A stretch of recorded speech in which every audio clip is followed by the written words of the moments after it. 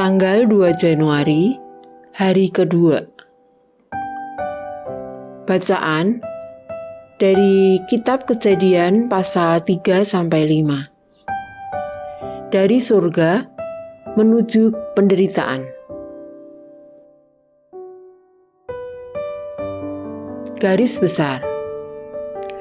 Apa yang dimulai dengan baik seperti keadaan di surga oleh Tuhan dengan cepat dirusak oleh dosa.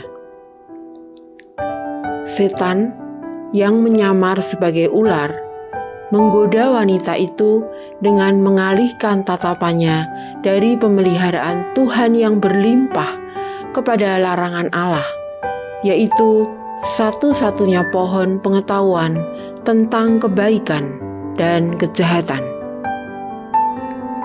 Ketidaktaatan Adam dan Hawa dalam memakan buah dari pohon yang terlarang itu mengakibatkan mereka diusir dari Taman Eden. Benih-benih dosa mereka dengan cepat bertumbuh, seperti kepada anak pertama mereka, Kain, melakukan pembunuhan pertama. Dari generasi demi generasi, dosa pun terus berlanjut, untuk pada akhirnya menanti penghakiman Allah. Renungan harian. Setan ahli dalam mengambil berkat Tuhan dan mengubahnya menjadi sesuatu yang membawa kutuk. Jika diberi kesempatan, setan akan meyakinkan Anda untuk mencari kesenangan seks di luar ikatan pernikahan, untuk menukar penyembahan kepada Sang Pencipta dengan penyembahan pada ciptaan, untuk menggantikan apa yang menyenangkan dengan ketaatan. Godaan dari setan sangat licik, dan janji dari setan itu sangat mengundang. Tapi seperti yang dialami Adam dan Hawa, konsekuensi yang menyakitkan akan jauh lebih besar daripada kesenangan sementara yang akan Anda dapatkan. Bagi banyak orang Kristen, melawan godaan itu sulit karena mereka tidak ingin menolaknya secara seutuhnya. Tuhan telah berjanji untuk menyediakan jalan keluar. 1 Korintus pasal 10 ayat 13. Tetapi itu tidak membantu jika Anda terus meninggalkan Allah. Tuliskan pesan dari Yakobus 4 ayat 7 dan 2 Timotius 2 ayat 22 di pinggir sebelah Kejadian pasal 3 ini. Lihatlah ayat ini. Bacalah 2 kali dan kemudian renungkanlah ayat ini dalam hati Anda. Setan seperti seorang nelayan memberikan umpan sesuai dengan selera ikan.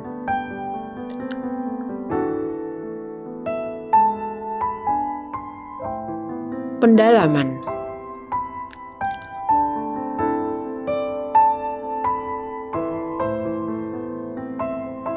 Upah dosa. Dari Kitab Kejadian pasal 3 ayatnya yang ke-6. Dengan dosa, penderitaan jangka panjang selalu melebihi kesenangan sesaat. Kejadian 3 ayat 4-7. Dalam kerajaan setan, hal itu adalah hukum yang fundamental, seperti layaknya gravitasi di bumi. Tetapi di dalam kerajaan Allah, yaitu kebalikannya, yang adalah kebenaran, kesenangan dalam hadirat Allah. Demikian Mazmur 16 ayat 11, selalu melebihi rasa sakit sesaat. Roma 8 ayat 18 dan 2 Korintus 4 ayat 17, 2 Korintus pasal 8 ayat 18. Belajar melihat godaan sebagai pilihan antara kesenangan sementara dan kesenangan kekal akan dapat membantu kita untuk mengatasi godaan tersebut. Kenabian Mesias. Kitab Kejadian pasal ketiga ayat 15. Dari zaman kuno, para rabi Yahudi menafsirkan kata keturunan wanita ini dengan kata Mesias, yang dalam bahasa Ibrani berarti yang diurapi. Walaupun setan akan menimbulkan penderitaan kepada Mesias, namun Mesias akan memberikan pukulan yang mematikan kepada setan. Ketika setan mempengaruhi Yudas untuk mengkhianati Yesus untuk disalibkan, setan mencoba untuk membatalkan nubuat ini. Namun, nubuat itu digenapi.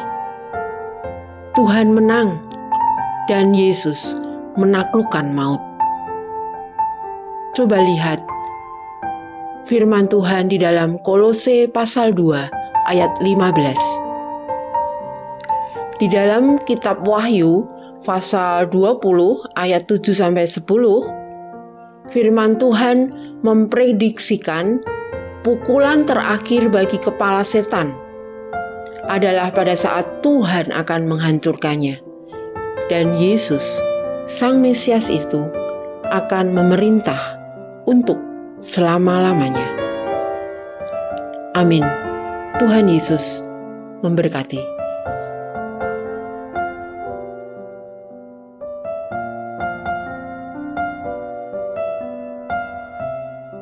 Kejadian pasal 3. Manusia jatuh ke dalam dosa. Adapun ular ialah yang paling cerdik dari segala binatang di darat yang dijadikan oleh Tuhan Allah. Ular itu berkata kepada perempuan itu, "Tentulah Allah berfirman, semua pohon dalam taman ini jangan kamu makan buahnya, bukan?"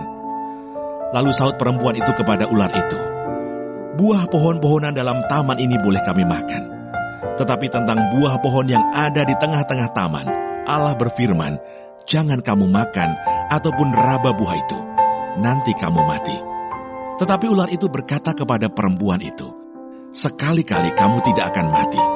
Tetapi Allah mengetahui bahwa pada waktu kamu memakannya, matamu akan terbuka, dan kamu akan menjadi seperti Allah, tahu tentang yang baik dan yang jahat." Perempuan itu melihat bahwa buah pohon itu baik untuk dimakan dan sedap kelihatannya. Lagi pula pohon itu menarik hati karena memberi pengertian. Lalu ia mengambil dari buahnya dan dimakannya dan diberikannya juga kepada suaminya yang bersama-sama dengan dia. Dan suaminya pun memakannya. Maka terbukalah mata mereka berdua dan mereka tahu bahwa mereka telanjang. Lalu mereka menyemat daun pohon ara dan membuat cawat. Ketika mereka mendengar bunyi langkah Tuhan Allah yang berjalan-jalan dalam taman itu pada waktu hari sejuk, bersembunyilah manusia dan istrinya itu terhadap Tuhan Allah di antara pohon-pohonan dalam taman. Tetapi Tuhan Allah memanggil manusia itu dan berfirman kepadanya, "Di manakah engkau?" Ia menjawab, "Ketika aku mendengar bahwa engkau ada dalam taman ini, aku menjadi takut karena aku telanjang. Sebab itu aku bersembunyi."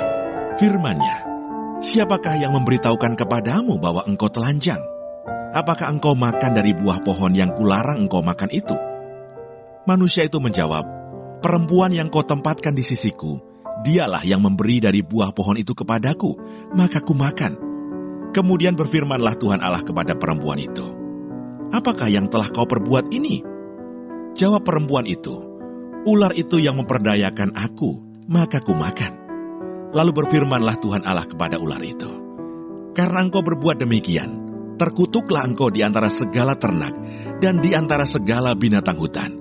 Dengan perutmu lah engkau akan menjalar, dan debu tanahlah akan kau makan seumur hidupmu. Aku akan mengadakan permusuhan antara engkau dan perempuan ini, antara keturunanmu dan keturunannya. Keturunannya akan meremukkan kepalamu, dan engkau akan meremukkan tumitnya." Firman-Nya kepada perempuan itu, "Susah payahmu waktu mengandung akan kubuat sangat banyak. Dengan kesakitan engkau akan melahirkan anakmu.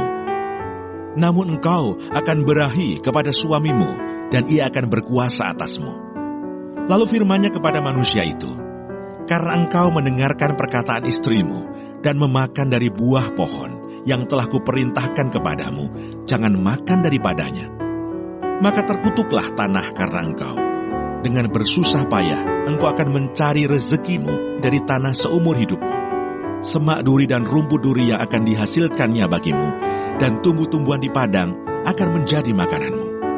Dengan berpeluh engkau akan mencari makananmu, sampai engkau kembali lagi menjadi tanah. Karena dari situlah engkau diambil, sebab engkau debu, dan engkau akan kembali menjadi debu.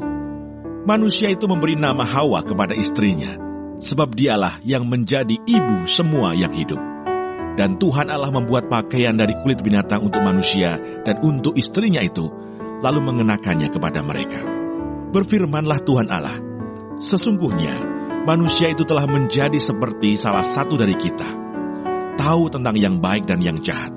Maka sekarang jangan sampai ia mengulurkan tangannya dan mengambil pula dari buah pohon kehidupan itu dan memakannya, sehingga ia hidup untuk selama-lamanya. Lalu Tuhan Allah mengusir dia dari Taman Eden, supaya ia mengusahakan tanah dari mana ia diambil. Ia menghalau manusia itu, dan di sebelah timur Taman Eden ditempatkannya lah beberapa kerub dengan pedang yang bernyala-nyala dan menyambar-nyambar untuk menjaga jalan ke pohon kehidupan. Kejadian pasal 4. Kain dan Habel. Kemudian manusia itu bersetubuh dengan Hawa istrinya, dan mengandunglah perempuan itu, lalu melahirkan Kain. Maka kata perempuan itu, aku telah mendapat seorang anak laki-laki dengan pertolongan Tuhan. Selanjutnya dilahirkannya lah Habel, adik Kain, dan Habel menjadi gembala kambing domba, Kain menjadi petani. Setelah beberapa waktu lamanya, maka Kain mempersembahkan sebagian dari hasil tanah itu kepada Tuhan sebagai korban persembahan. Habel juga mempersembahkan korban persembahan dari anak sulung kambing dombanya, yakni lemak-lemaknya. Maka Tuhan mengindahkan Habel dan korban persembahannya itu, tetapi Kain dan korban persembahannya tidak diindahkannya. Lalu hati Kain menjadi sangat panas dan mukanya muram. Firman Tuhan kepada Kain, mengapa hatimu panas dan mukamu muram? Apakah mukamu tidak akan berseri jika engkau berbuat baik?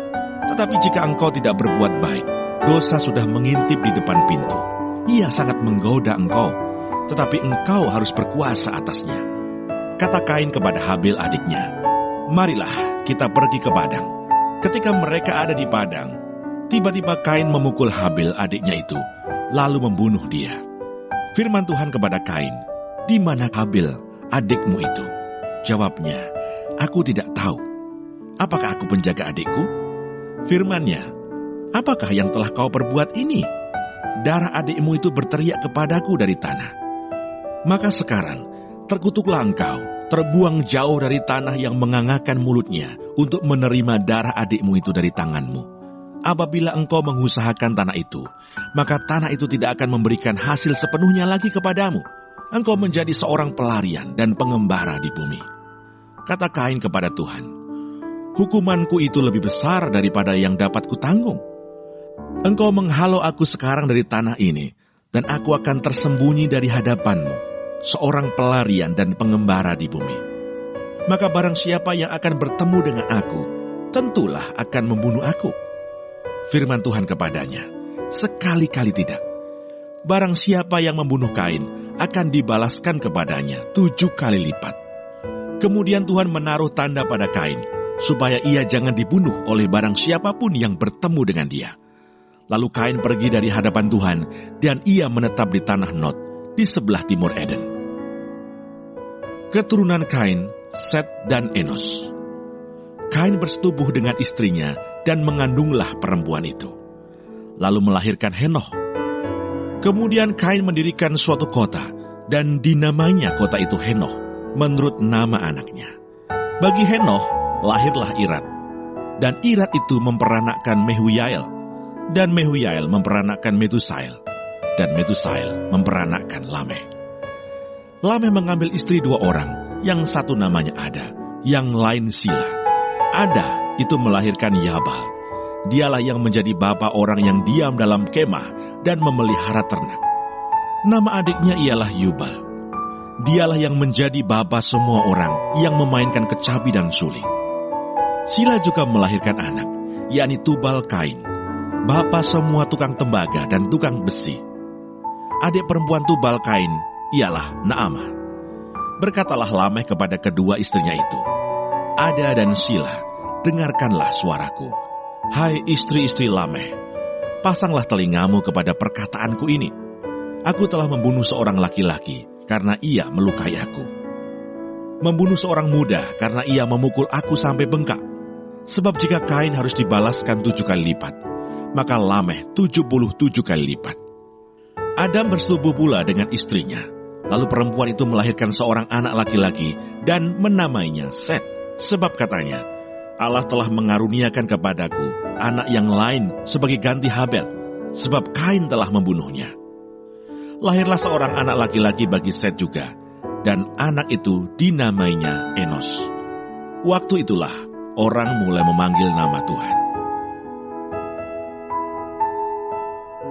Kejadian pasal 5. Keturunan Adam. Inilah daftar keturunan Adam. Pada waktu manusia itu diciptakan oleh Allah, dibuatnyalah dia menurut rupa Allah. Laki-laki dan perempuan diciptakannya mereka.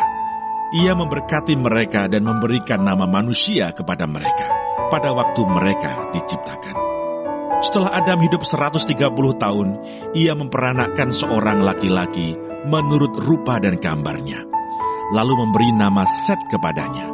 Umur Adam setelah memperanakkan Set 800 tahun, dan ia memperanakkan anak-anak lelaki dan perempuan. Jadi Adam mencapai umur 930 tahun, lalu ia mati. Setelah Set hidup 105 tahun, ia memperanakkan Enos, dan Set masih hidup 807 tahun setelah ia memperanakkan Enos, dan ia memperanakkan anak-anak lelaki dan perempuan. Jadi Set mencapai umur 912 tahun, lalu ia mati. Setelah Enos hidup 90 tahun, ia memperanakkan Kenan, dan Enos masih hidup 815 tahun setelah ia memperanakkan Kenan, dan ia memperanakkan anak-anak lelaki dan perempuan. Jadi Enos mencapai umur 905 tahun, lalu ia mati. Setelah Kenan hidup 70 tahun, ia memperanakkan Mahalalel, dan Kenan masih hidup 840 tahun setelah ia memperanakkan Mahalalel, dan ia memperanakkan anak-anak lelaki dan perempuan. Jadi Kenan mencapai umur 910 tahun, lalu ia mati. Setelah Mahalalel hidup 65 tahun, ia memperanakkan Yared, dan Mahalalel masih hidup 830 tahun setelah ia memperanakkan Yared, dan ia memperanakkan anak-anak lelaki dan perempuan. Jadi Mahalalel mencapai umur 895 tahun, lalu ia mati. Setelah Yared hidup 162 tahun, ia memperanakkan Henoh, dan Yared masih hidup 800 tahun setelah ia memperanakkan Henoh, dan ia memperanakkan anak-anak lelaki dan perempuan.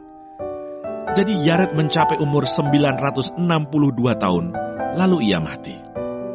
Setelah Henoh hidup 65 tahun, ia memperanakkan Metusalah, dan Henoh hidup bergaul dengan Allah selama 300 tahun lagi setelah ia memperanakkan Metusalah, dan ia memperanakkan anak-anak lelaki dan perempuan.